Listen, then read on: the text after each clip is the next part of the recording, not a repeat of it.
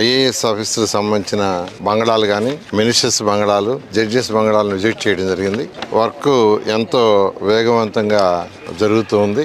ఏదైతే వాళ్ళు టార్గెట్ ఇచ్చారో మార్చి 31 కల్లా కంప్లీట్ చేసేటట్టుగా, ఏప్రిల్లో వాళ్ళకి హ్యాండ్ ఓవర్ చేసేటట్టుగా ప్లాన్ చేశాము.